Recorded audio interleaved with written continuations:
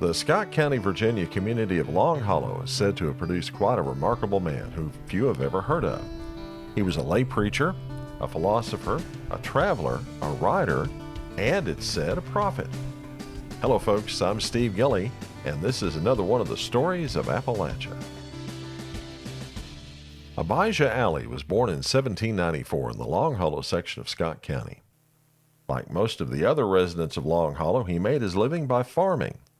Unlike his neighbors, he was not a member of the Free Will Baptist Church, which was the only church in the community.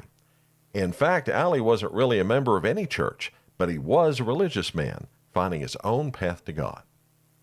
That path led him through a period of time with the Shakers in Ohio, then to spiritualism, and then as a lay preacher back home in Scott County. He was frequently invited to preach in neighboring churches and eventually started a religious sect known as the Little Band that remained a part of the Scott County religious community until the beginning of World War II. In addition to his faith, Abijah Alley was also a bit of an eccentric. He began to buy land, which was cheap at the time, eventually growing to an estate of over 1,000 acres. On that land, he grazed herds of cattle and horses on the pea vine that grew wild there. He'd sell from his herds every year, which gave him an income that allowed him to indulge his eccentricities. For example, he wanted to build a house, but not just any house. No, sir. He wanted a house just like King Solomon had, as he'd read in the Bible.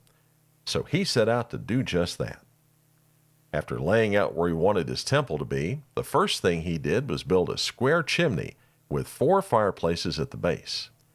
He then built 4 rooms, one for each of the fireplaces. Then he built porches all the way around the house, and on each corner of each porch, he built another room, all out of logs. Not a nail was to be found in Preacher Alley's house. All the logs were carefully notched and dovetailed to fit together perfectly.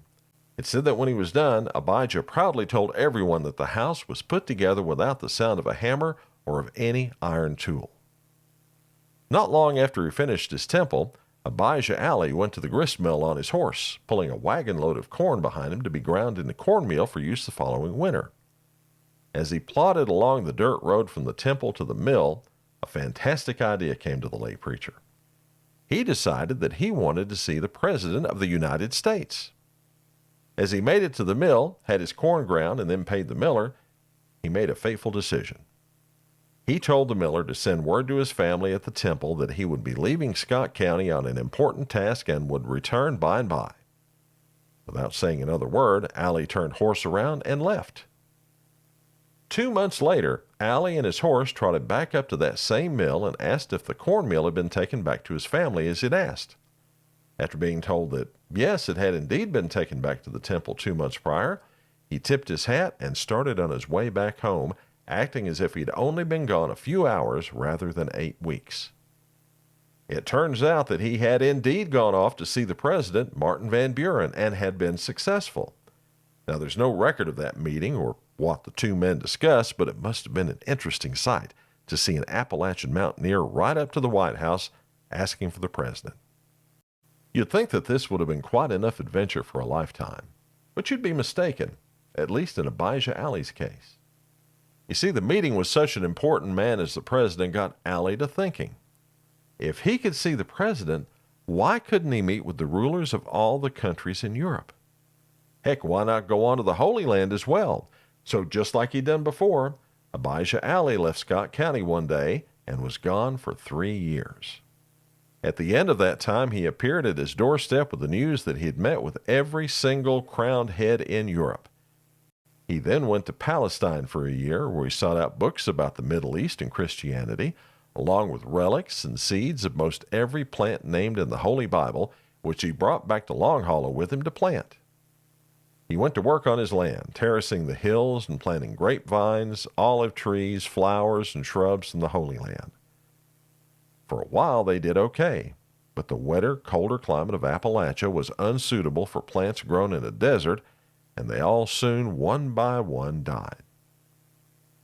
For the next couple of decades, Abijah spent his time writing a book. In this book, he set out his own unique philosophical and religious views. He also spent some time making a series of predictions about future events. In one, he foretold of the secession of the Confederate States and the resulting war between the United States and the Confederacy, the Union victory, and the resulting emancipation of the slaves. It said that when he told others in Long Hollow about these future events that had been revealed to him, he was told that he was of unsound mind by his neighbors. He also was said to have made some predictions about Europe, but unfortunately his book has been lost to history. No copies exist today. Beyond the book, Preacher Alley spent his time adorning the walls of his temple with paintings of biblical scenes, all painted by him, including a picture of the Garden of Eden before Eve gave in to temptation and took a bite of the apple. He also told tales to anyone who'd listen about his meeting with President Van Buren and with the kings and queens of all the countries in Europe. He wasn't finished, though. He had other desires, and he did what he could to fulfill them. Unfortunately, they were all very expensive, leaving him destitute in his old age. Eventually, he lost his Solomon's Temple and, heartbroken, left Scott County for good, headed west to Texas. He died in 1866. And folks, that's the story of Abijah Alley of Scott County, Virginia, another bit of the history of this place we call home, Appalachia. Thanks for watching. If you've not done so already, please take the time to subscribe to our channel and give us a thumbs up if you don't mind.